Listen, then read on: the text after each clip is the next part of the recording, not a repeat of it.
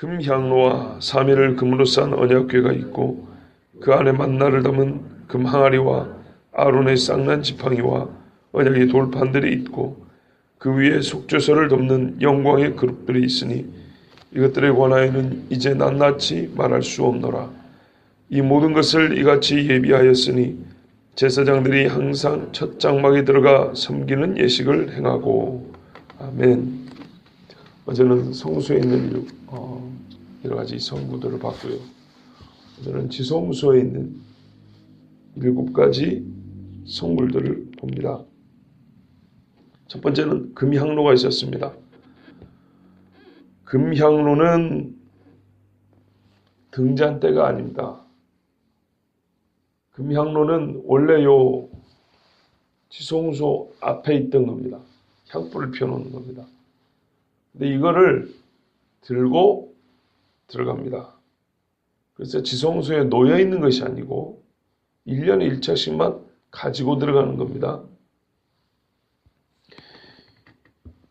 불을 붙여가지고 제사장 본인의 허물을 가리는 데 썼다 그랬습니다.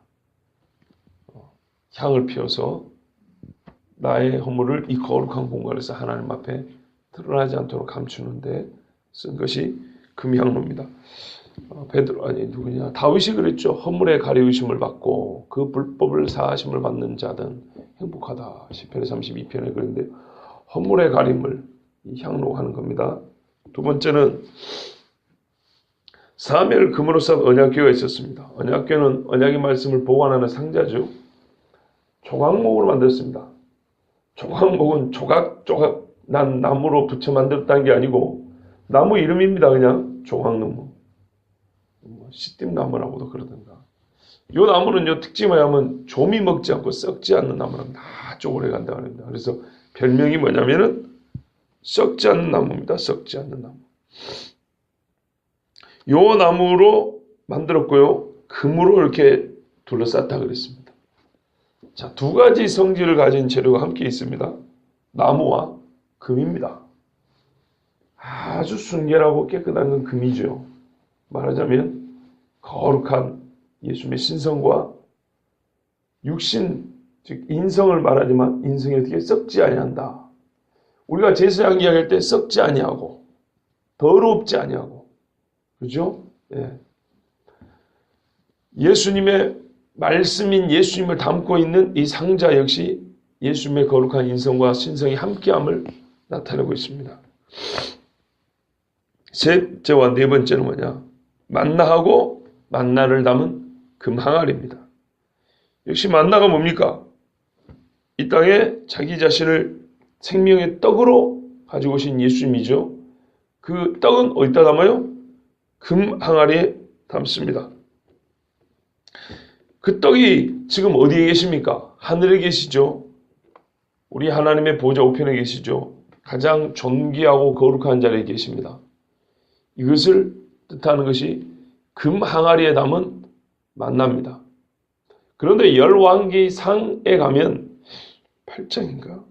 예, 거기 보면 언약궤가 있는데 거기에는 두 돌판밖에 없더라 이렇게 돼 있어요. 열왕기상 8장 9절에 가면 법궤를 옮겨오지 않습니까? 예루살렘 성전으로. 근데 뭐가 있다고요? 2 돌판밖에 없더래요. 아론의 쌍난 지팡이 없고 만나 담은 항아리도 없고. 그래서 어떤 사람들은 야, 성경이 모순이다 이렇게 말하는 사람이 있어요. 그런데 그렇지 않습니다. 왜냐하면 이 만나는 언제부터 언제까지 먹었냐 하면 출애굽하여 가지고 하나님이 주신 날이 있죠. 배고프다 할 때. 그때부터 모압 광야에 이르기까지만 먹은 겁니다. 그렇죠? 예. 거기서까지만 먹은 거예요. 아론의 쌍난 지팡이 역시 제사 제도의 한계를 말해주죠. 그래서 이것이 중간에 사라집니다. 물론 인간의 실수로 사라졌는지 모르지만 하나님의 이 경륜, 하나님의 이 약속을 우리에게 단계적으로 보여주고 우리에게 행해 주시는, 나타나게 해주시는 그 경륜 안에서는 이것들이 사라지고 없어진다는 것을 예표하여 보내줍니다. 지금은 언약궤도 모릅니다. 어디 있는지. 그죠? 물론 유대 전설에는 예레미야가 제사장이었지 않습니까? 전제하면서 제사장이므로 이 언약궤를 어디에다가 숨겼다는 전설이고 최근 몇 년여간에 찾았다는 얘기가 되어 있습니다. 그런데 그 찾았다는 이야기에도 보면 다른 것들은 없어요. 그 안에. 상자를 찾았다. 이 이야기입니다. 그러면 상자의 독특함을 어떻게 알 수 있습니까? 두 그룹이 있죠. 이렇게. 그죠? 요걸 알 수 있습니다. 적어도 그룹까지 하면 상당히 큽니다. 요만한 상자에 그룹이면 이렇게 올라옵니다. 그룹은 잘려 나왔을지도 모릅니다. 제가 안 봐서 정확히 모르지만 어쨌든 바벨론의 포로로 잡혀가기 전에 예레미야가 하나님의 이 언약궤를 숨겼다는 이야기가 있고 그걸 찾았다는 이야기가 있습니다. 그 예루살렘 어디 이렇게 땅 밑에 숨겨놨다 그럽니다. 자, 어쨌거나 이것들은 다 예수님을 나타내주고 그리고 구약의 즉 옛 언약의 한계와 모형이면 그것이 한계를 갖고 있는 모형이었음을 우리에게 가르쳐 줍니다.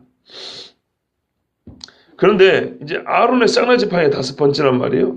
이 아론의 쌍난 지팡이에게 우리가 좀 주목해 볼 필요가 있습니다. 여러분, 아론의 쌍난 지팡이는 왜 이 언약궤 속에 들어오게 됐습니까? 왜요? 그 절 안 보겠습니다. 아론의 쌍난 지팡이가 얼마나 클까요? 지팡이 요만해야 들고 다닐만 하죠. 그죠? 짚고 다닐만 하죠.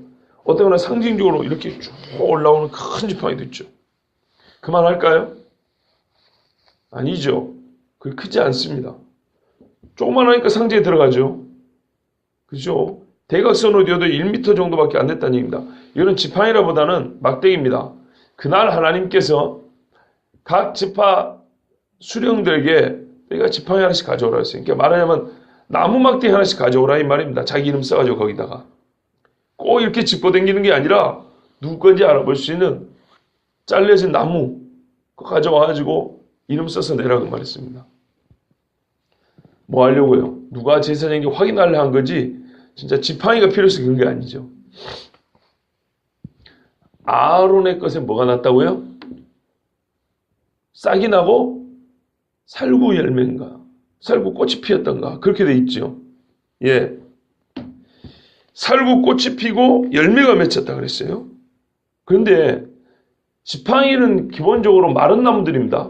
죽은 나무입니다. 죽은 나무에 꽃이 피고 열매가 열렸어요. 그래서 아론이 제사장인 것이 확인이 됐습니다. 자, 우리가 7장부터 본 이야기가 뭡니까? 예수 그리스도가 누구라고요? 참 제사장이다. 우리에게는 큰 대제사장이다. 그랬어요. 예수님의 몸이 십자가에서 죽었어요. 피와 물을 싹 쏟으시고 말라 비틀어진 나무처럼 그 죽었어요. 자, 그리고 부활했습니다. 그 생명이 다시 살아났죠? 그리고 수많은 열매들을 맺었죠? 예, 이사야 53장에 말씀한 대로 그의 속건제물로 많은 죄인들이 의인되는 그 열매를 맺었어요. 이것을 보여주는 것이 아론의 쌍난 지팡이입니다. 누구를 통해서요? 제사장을 통해서. 진짜 제사장을 통해서 일이 일어납니다. 자, 이것이 언약궤 안에 있었습니다. 그 다음에 6번째 언약궤 안에는 언약의 돌판이 있었죠. 그렇죠? 돌판. 언약의 돌판이 어디요? 하나님이 지정하신 가장 거룩한 곳에, 가장 내밀한 곳에, 하나님을 만나는 그곳에. 우리가 하나님을 어디서 만납니까? 교회에서 만나지만 지금 우리로는 마음에서 만나죠. 그죠? 내 영혼이 하나님을 만나죠. 우리 인간의 가장 내밀한 곳에 하나님의 말씀이 있는 겁니다. 가장 거룩한 곳에 말씀이 있고요. 말씀이 있는 그곳이 가장 거룩해야 됩니다. 바로 여기 속입니다. 여기서부터입니다. 속 사람을 새롭게 하는 여기에 말씀이 있는 거고요. 여기에 말씀이 새겨져 있습니다. 바로 예수님께서 우리에게 행하실 일, 성령으로 말미암아 우리를 변화시킬 그 일들이 구약의 기물들 안에 다 이렇게 상징이 되어 나타나 있습니다. 7번째, 언약궤와 함께 있지만 언약궤와 분리된 것이 하나 있습니다.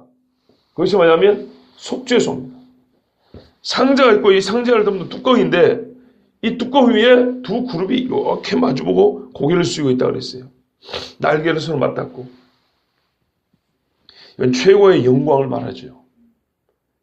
하나님을 섬기는 하늘의 생물들조차도 눈을 뜨고 볼 수 없는 하나님의 거룩한 영광을 말합니다. 말씀 있는 곳에 영광이 있습니다. 그리고 거기서 뭐가 납니까? 시은좌라 그랬어요. 시은좌. 하나님의 은혜가 우리에게 주어지는 자리. 한자로는 시은좌 그러고요. 속죄소 그럽니다. 속죄가 나타나는 곳이다. 그 두 그룹 사이. 어디서? 말씀 있는 그 자리에서 하나님의 말씀이 우리에게 실제로 주어지고 하나님의 죄의 사함의 은총이 내려집니다. 이게 7번째입니다. 하나님은 이 시은좌 속죄소를 통해서 우리가 끝내 들어가야 될 안식의 초소를 가르쳐 줍니다. 우리가 죄 용서함을 받은 자가 끝내 들어갈 곳이 어디입니까? 가장 깊은 곳, 하나님을 만날 수 있는 그곳이죠. 하늘나라 안식의 자리를 말해줍니다. 자, 그런데 이 마지막 어디요? 지성소, 이 7가지 기물이 있는 이곳은 언제 들어갑니까? 언제요? 1년 1차 속죄일에. 그것도 누가요? 대제사장 한 사람이 들어갑니다. 내일 다시 보겠습니다만 들어는 갑니다. 중보자가 들어갑니다. 1년에 한 번 들어갑니다. 잠깐. 자기 죽을까봐 벌벌 떨면서 들어갑니다. 그런데 우리가 지금 히브리서를 통해서 들은 말씀 뭐예요? 은혜의 보좌 앞으로 어째요? 담대히 나아가자. 언제라도요? 아니 언제요? 매일 언제라도 믿음만 있다면 얼마나 다릅니까? 그러나 분명한 것은 우리가 지금 누리고 있는 이 은혜를 대제사장이 그리고 이 성막이 정확하게 보여준다는 겁니다. 정확하게. 당대로는 한계가 있었지만 모형으로서는 우리가 장차 누릴 것이 무엇인지 정확하게 보여주고 있었다는 겁니다.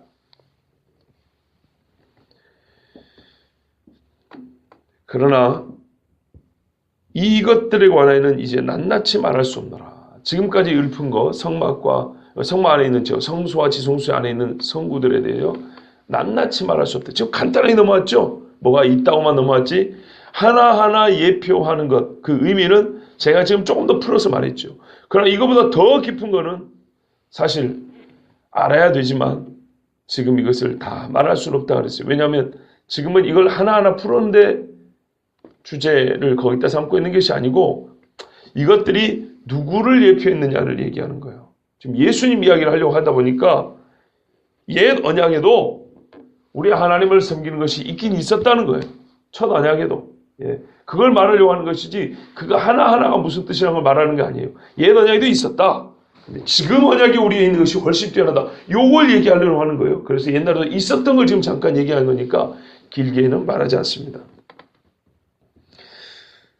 자, 이 모든 것을 이같이 예비하였으니 제사장들이 항상 첫 장막에 들어가 섬기는 예식을 행하고, 예, 이 좋은 것들이 있었어요. 지금은 그러나 제사장인 예수님 얘기하려고 하니까 진짜 비교는 뭐냐면은 이것들을 가지고 예식을 행했던 제사장을 비교하는 겁니다. 그리고 그때 행했던 그 행위, 예식을 비교하는 겁니다. 예식을 하기 위한 기물들을 말하는 데 초점이 있는 게 아니고 이 기물들이 첫 언약에도 하나님을 섬기는 예법을 행하는 데 도구로 쓰였다는 거예요. 그리고 그걸 제사장들이 행했죠. 요것들이 예수님과 예수님이 행했던 일과 어떤 차이가 있는지 요 이야기를 하려는 거죠. 그래야 제사의 효력을 비교하는 게 되지 않겠습니까? 오늘은 이 휘장 바깥쪽으로 성소에서 일반 제사장들이 했던 일을 우리 예수님이 행했던 예법, 예수님이 하나님을 섬겼던 것과 비교하고 있습니다. 6절에 보시면 이 모든 것을 이같이 예비하였으니, 예, 이 모든 것들을 지금 5절 읽은 데까지 그렇게 예비를 해왔어요. 자, 지금 준비 작업을 한 겁니다. 예, 말 그대로 여기서 예비한 겁니다. 예비했다는 건 세웠으니 정돈하여 제자리에 놓았으니 그 말이에요. 제사장이 하나님 앞에 제사를 드리기 위해서는 먼저 뭐가 필요하다고요? 주께서 말씀하신 거룩한 기물들이 제자리에 딱 자리를 잡는 것이 먼저 필요하다는 겁니다. 이거는 우리의 신약의 예배도 마찬가지입니다. 자리를 잡는 것이 중요합니다. 생각을 해보세요. 말씀 전하는 강대상이 저 입구에 있다고 생각을 해보세요. 여러분들 전부 다 앞을 여기를 보고 있는데 저 뒤에서 문을 보고 설교한다고 한번 생각해보세요. 어울립니까? 어울리지 않죠. 그렇지 않습니까? 이 스피커가 땅바닥에 누워진 채로 저기 모자실에 들어가 있다고 생각을 해보세요. 말이 안 되죠. 피아노는 줄로 묶어갖고 하늘에 달아놨다고 생각해보세요. 웃기죠. 이건 무슨 뭐 예술작품이 될지 모르지만 이래갖고는 하나님 앞에 예배를 드릴 수 없습니다. 이건 구약이나 신약이나 똑같습니다. 우리 신약 시대를 살아가는 사람들은 너무 예법을 무시하는 경우가 있어요. 기구들과 질서를 무시한다 그러죠. 질서는 영적인 질서만 말하는 게 아니에요. 보이는 질서도 말합니다. 집에서 내가 마음으로는 아버지를 섬겨 그러면서 밥 먹을 때 항상 지가 상승에 앉아서 먼저 떠먹는 자식 인정할 수 있습니까? 아버지를 섬기는 거예요 그게? 아니죠. 항상 하나님을 섬기는 그 예배에는요 먼저 준비된 것들이 있어야 돼요. 헌금도 마찬가지입니다. 예배 시간 설교 듣고 난 다음에 광고 시간쯤 해가지고 그때서 막 헌금 내가지고 막 쓰고 난리 한다고 생각해 보세요. 어울립니까? 옳습니까? 그렇지 않죠. 예, 그렇지 않습니다. 그것처럼 하나님 앞에 지금 섬기는 옛 장막은요 기물들만 모형을 예수님이 하실 일의 모형이 된 게 아니고 그 섬기는 행위들이 놓여있는 자리들이 그 순서들이 예수 그리스도께서 하실 일, 예수를 믿는 오늘날 우리가 하나님을 섬겨야 되는 것까지 다 가르쳐 주는 거예요. 첫째는요, 거룩한 기물들이 있어야 돼요. 그리고 뭐가 있어야 됩니까? 그것들이 제자리에 놓여 있어야 돼요. 말 그대로 예비가 돼야 되는 거예요, 예비가. 그런 다음에 예배자인 제사장이 예배를 드리기 시작하는 거예요. 움직이는 거예요. 이 모든 것들을 이같이 예비하였으니 순서 그렇죠? 그 다음에 뭐예요? 제사장들이 뭐래요? 섬기는 예식을 행하고 그렇죠. 이게 순서입니다. 자 그런데 어떻게 섬기는 예식이 있어요? 항상 그랬어요. 항상 계속하여 부단히 하나님이 요구하는 때마다 하나님이 언제 요구했습니까? 제사장들에게 날마다 요구를 했어요. 날마다 그들이 어떻게 해요? 장막에 들어가서 섬기는 예식을 했대요. 섬기는 거룩한 의식을 수행하여서 그들의 제사장 직분을 다했다는 겁니다. 그러면 날마다 행했던 제사장 직분이 뭐였습니까? 첫째, 등잔불을 가는 거였어요. 등잔불에 기름 갈고 찌꺼기도 있으면 끄집어내고 버리고 소지하는 거죠.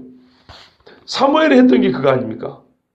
그죠? 저녁에 가서 불 켜놓고 아침에 와서 불 끄면서 정리하는 거. 그렇죠? 사무엘서에 아직 주의 그 말씀 있는 그 법궤가 있는 그곳에는 여호와의 등불이 켜져 있더라. 무슨 말이에요? 아직 날이 안 샜다는 거예요. 밤이란 얘기죠. 밤이거나 새벽이거나. 그때 사무엘이 소리를 들은 겁니다. 자려고 하다가 들은 거죠. 이거를 맨날 했습니다. 그 다음에는요. 금향단에 여기 향불 피우는 거. 예, 이거 갈아가지고 맨날 불 피우는 일을 했습니다. 아침 제사 드리면 한번 들어와서 갈고요. 저녁 제사 드리면 한번 와서 갈고 이게 제사장의 하루 일과를 마치는 겁니다. 여기 들어와가지고 아침 저녁으로 정리하는 겁니다. 깨끗하게. 그 다음에 하는 일이 하나 있습니다. 이거는 일주일에 한 번씩 하는 겁니다. 성소에 3가지 있다고 그랬죠. 등잔대 있고 향로 있고 또 하나는요. 진설표.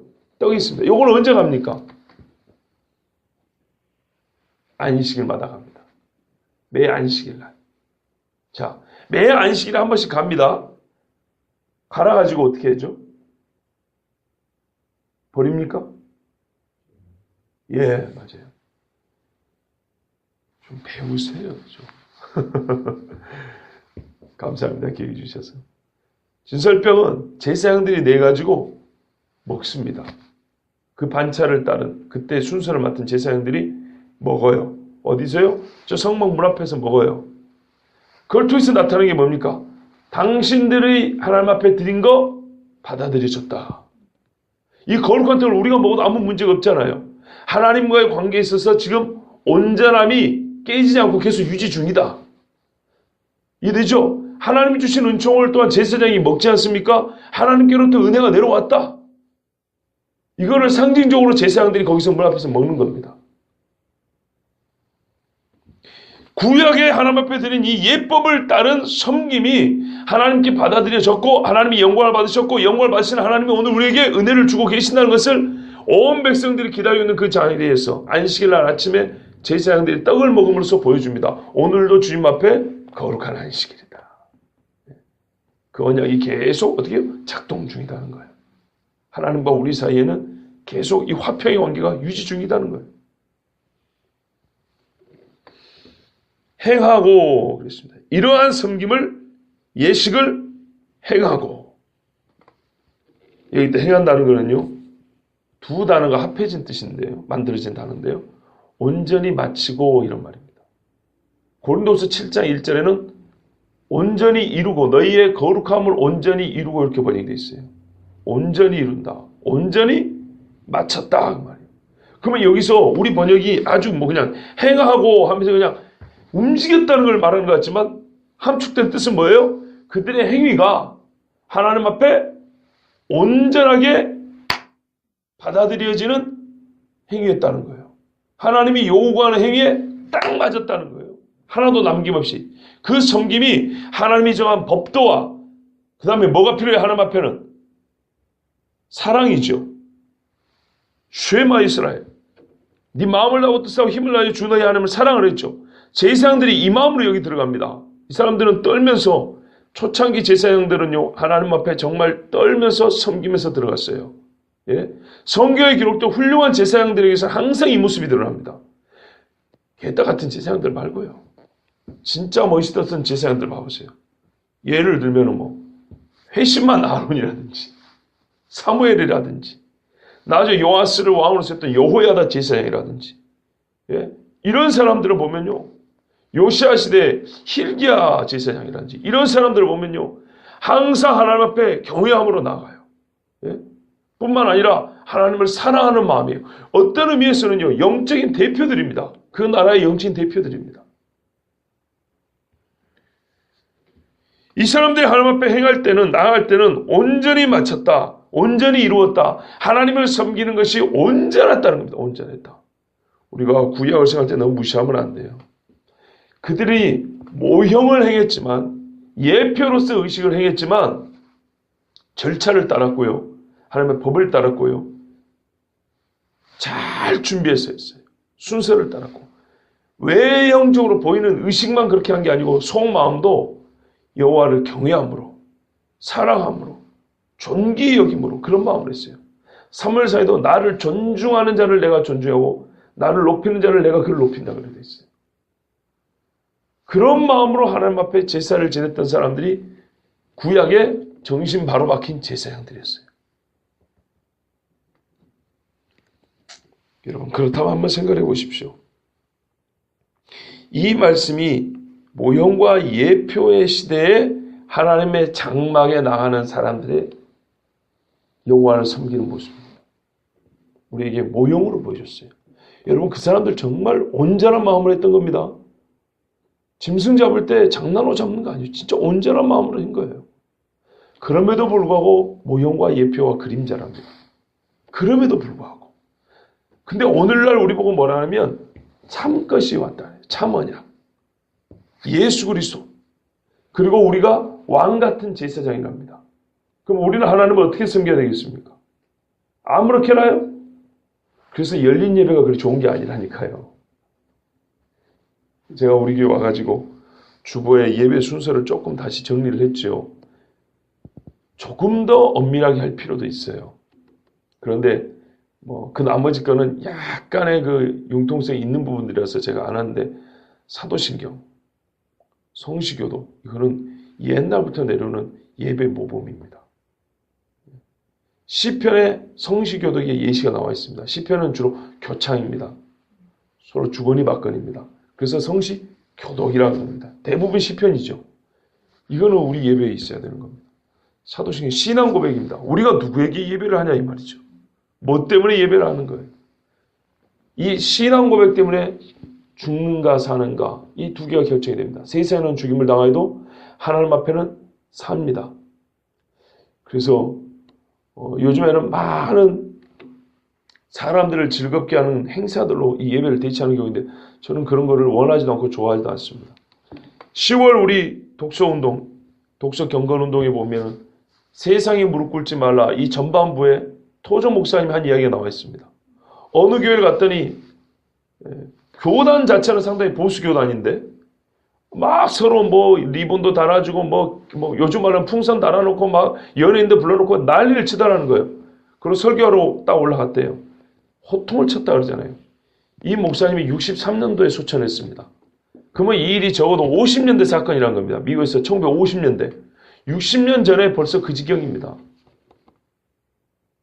한국 교회는 한 90년대 정도 돼가지고 뭐 여러 가지 문화 행사라는 이름으로 교회가 시끌벅적해졌죠.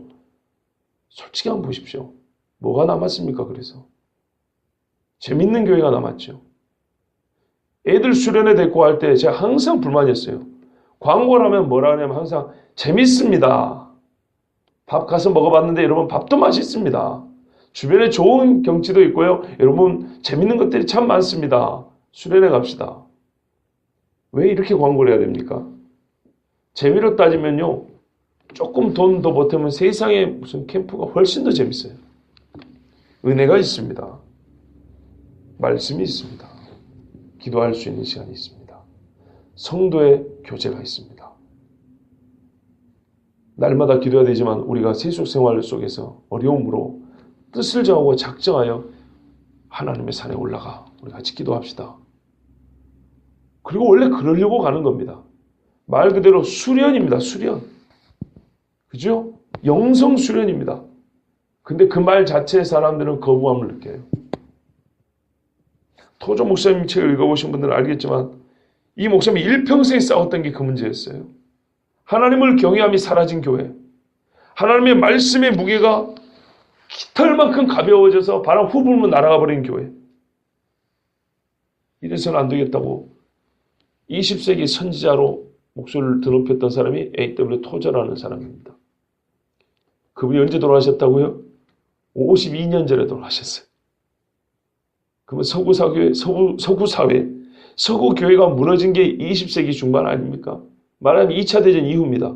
2차 대전까지는 전쟁이어가지고 하나님 앞에 전쟁 시 얼마나 기도했는지 몰라요. 나름대로 그래도 기도했던 교회들이. 전쟁 끝나고 나서 이제 살만하고 산업 발달하고 먹고 살만하니까 그때부터 사람들 좋아하는 것이 교회 판을 치기 시작했어요. 그거를 미리 내다보고 그 초창기에 외쳤던 사람이에요. 근데 지금은요. 미국에 난리도 아닙니다. 예를 들면 미국에서 어떤 교회는요. 목사가 강대상에 나올 때 있어 걸어나오면 기 나와야 되는데 장치 달아놓고 막 그 수증기 막 이렇게 뿜어내면서 뭐 지가 하늘에서 강림하는 예수님인 것처럼 뭐 기구를 타고 이렇게 내려와요. 샥 뚫고 여기 강대상까지. 웃기죠? 웃기는 짬뽕들이 지금 일어나고 있어요. 예? 자동차 전용 예배라고 들어보셨어요? 자동차 전용 극장이 있지요. 티켓 들고 주차장에 차 세워놓고 라디오 틀면은 그 영화 볼 수 있는 거 그렇게 예배드려야 되어 있어요. 그게 예배입니까? 자동차에 처박 앉아갖고 의자 뒤로 제껴놓고 들어갈 때 약간의 헌금을 냅니다. 헌금이라보다는 주차비 내지는 거기서 나오는 그 포도주 조금하고 성찬 빵이 있죠. 그게 자동으로 나와요. 돈 좀 넣으면. 그 값이에요. 그거 받고 들어가가지고 자동차에 틀어박혀 앉아가지고 스크린에서 스피커에서 나오는 소리 듣고 그냥 구경하는 거 영화 보는 것처럼 그러고 때 돼서 자 뚜껑 열고 이 떡을 드시고 성찬 포도주를 마십시오. 그리고 떼어고 하는 거예요. 제가 요즘에 아주 못마땅한 예배가 하나 있습니다. 여러 가지가 있죠. 여러 가지가 있는데 정말 아무 의식 없이 행해지는 예배. 스크린 예배라는 겁니다. 온갖 것들이 스크린에 다 나와요. 이것도 별로 좋아하지 않지만 물론 때로 필요하면 쓸 수가 있어요. 시청각 교육을 해서. 그런데 그것에 더하여 뭐냐? 한 교회를 세워놓고 목사가 한 교회에서 설교한 다음에 이거를 녹화를 해서 소위 말한 지교회에 그대로 쏴주는 거예요. 그래가지고 그 교회의 교인들은 앉아가지고 그 스크린에 나오는 목사 설교를 듣는 거예요. 그러려면 집에서 예배드리죠, 차라리. 교회 나와서 예배하는 건 서로 얼굴과 얼굴을 마주보려고 하는 겁니다. 그죠? 하나님께서 이 앞에 세워진 목회자들이 별것 아니지만 그래도 이 인격체를 통해서 주시는 말씀을 듣고 이 인격체를 통하여 주시는 은혜를 공급받고자 하는 것입니다. 나 자신은 나의 인격체를 가지고 와서 하나님 앞에 나의 전전제를 드려 예배하는 것이고, 그런데요, 녹화해가지고 그 목사가 뭐 얼마나 대단하다고, 예? 대단할 수는 있지만 그러면 직접 그 교회를 찾아가든지, 예? 아니면 데리고 오든지. 이게 사람의 편의주의입니다. 아주 못돼 처먹은 예배입니다. 구약의 모형의 시대에도, 예표와 모형과 그림자의 시대에도 이렇게 예배를 드렸어요. 예? 그러면서 비난은 성경력 맺다고 구약을 어쩌면서 막 까제끼면서, 그럼 예배를 똑바로 드려야 될 거 아닙니까? 개떡같이 예배를 드렸어요. 예배인지 뭔지, 이게 무슨 공연 보러 온 건지, 시간 때우러 온 건지, 그거 아닙니다. 원래는 매일 예배를 드려야 돼요. 매일 그랬으니까. 그죠? 매일 예배를 드려야 돼요. 매일 가정 예배를 드리든지, 매일 교회에서 예배를 드리든지, 매일 예배하는 거예요. 매일 찌꺼기를 드러내는 거예요. 매일 향불을 피워서 내 죄를 가리는 거예요. 매일 주의 등불 앞에 나서 그 밝음의 빛 안에 있는 거예요. 매일 성령의 기름 공급을 받는 거예요. 원래는 매일 하나님 앞에 예배 드립니다. 어떤 마음으로요? 여호와를 경외하는 마음으로요. 구원에 감사하면서도 두렵고 떨리는 마음으로 예배 드리는 겁니다. 정말 우리가 이 첫 장막 앞에 들어가는 이 제사장들의 행위를 통해서도 예배가 무엇인지 배울 수 있고요. 그들을 전혀 무시할 게 아니라고 할 수 있습니다. 그 예배가 온전히 받아들였다는 증거가 뭐라고요? 진설병 떡을 갖고 와서 먹는다고요. 우리가 하나님 앞에 예배를 온전히 바쳤다는 증거가 뭡니까? 여러 사람이 볼 때 네가 하나님의 양식을 공급받았구나. 우리 삶에 하나님의 양식을 공급받은 건강이 드러나는 거예요. 아, 네가 하나님의 양식을 먹고 사는 사람이구나. 이게 드러나는 거예요. 생각이나 말이나 행실이나 모든 일에. 여러분, 첫 장막에 생한 일이 이랬다면 우리가 하나님의 보좌 앞으로 담대히 나아가는 자들의 삶과 예배는 이보다 더 좋은 언약이니까 더 좋아야 되지 않겠습니까? 더 온전해야 되겠고, 첫 장막의 섬기는 것도 온전히 마쳤다고 그렇게 이루어놨어요. 그런 섬김이었어요. 우리가 드리는 하나님 앞에 예배도 온전히 마쳐진 예배가 되기를 바랍니다. 그 영광을 하나님께서 받으시고 우리에게 또한 필요한 은혜를 주실 줄로 믿습니다. 기도하겠습니다.